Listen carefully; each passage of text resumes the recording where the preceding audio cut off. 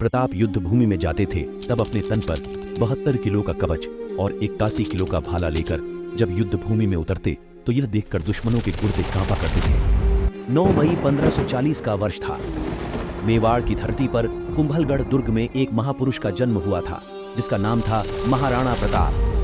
उनकी वीरता, साहस और संकल्प की कहानियां आज भी हर भारतीय के हृदय में गूंजती हैं। ये वो दौर था जब दिल्ली की सल्तनत पर अकबर का अधिकार था। जब महाराणा प्रताप महज 27 वर्ष के थे उन्हें एक कठिन निर्णय लेना पड़ा। मुगल सम्राट अकबर ने उनसे संधि करने का प्रस्ताव रखा था, लेकिन प्रताप ने इसे ठुकरा दिया। वे जानते थे कि यह संधि उनके राज्य की स्वतंत्रता को छीन लेगी।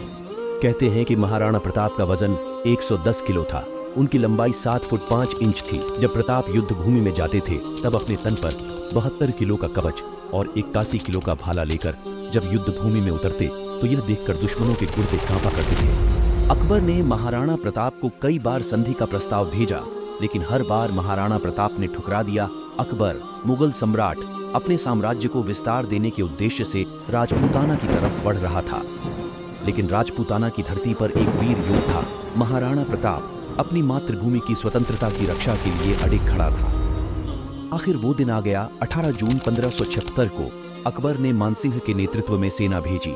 जैसे जैसे मुगल सेना ने उदयपुर की तरफ कूच किया, महाराणा प्रताप ने एक रणनीति बनाई। उन्होंने अपने वीर योद्धाओं को हल्दी घाटी की संकरी घाटी में तैनात कर दिया।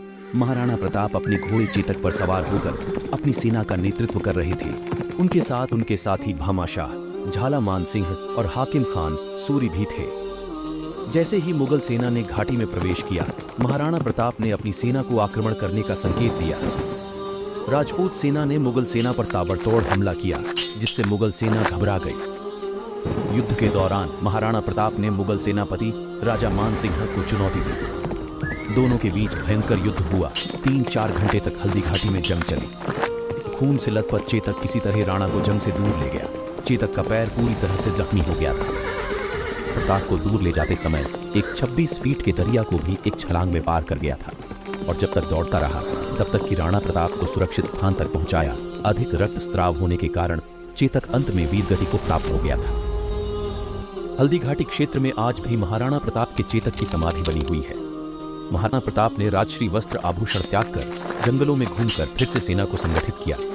प्रताप ने संकल्प किया, मैं कभी भी मुगलों की अधीनता स्वीकार नहीं करूंगा, और वे अंतिम सांस तक मुगलों का विरोध करते रहे। अंततः 1585 में उन्होंने मुगलों को मेवाड़ से बाहर खदेड़ दिया। प्रताप की वीरता और उनके संघर्ष ने उन्हें भारतीय इतिहास में अमर बना दिया। 19 जनवरी 1597 को चावंड में एक शिकार दुर्घटना में लगी चोटों के कारण महाराणा प्रताप की 57 साल की आयु में मृत्यु हो गई। महाराणा प्रताप की कहानी सिर्फ एक व्यक्ति की वीरता की नहीं है, बल्कि यह हर भारतीय के संकल्प और आत्मसम्मान की कहानी है। उनकी जीवनी हमें यह सिखाती है कि कोई भी विपत्ति कितनी भी बड़ी क्यों न हो, अगर संकल्प दृढ़ हो तो हर चुनौती को पार किया जा सकता है। महाराणा प्रताप की इस कहानी को हम अपने चैनल पर प्रस्तुत करते हैं ताकि हर भारतीय उनकी महानता से प्रेरणा ले सके और अपने जीवन में साहस और संकल्प को बनाए रख सके।